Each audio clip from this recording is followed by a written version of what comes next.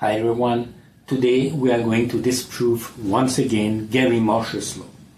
As a reminder, our friend Gary claims that the correct Newton's second law is F equals mv. So, let us make an experiment. Oh,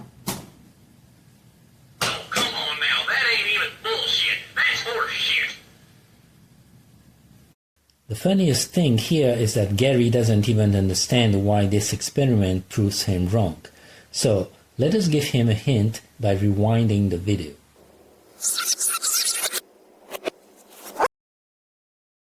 You see, Gary, once the object reaches its maximum altitude, it temporarily comes to a complete stop. V equals 0.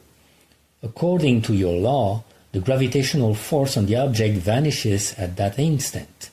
It is like if the gravitational force decided to take a coffee break at that instant.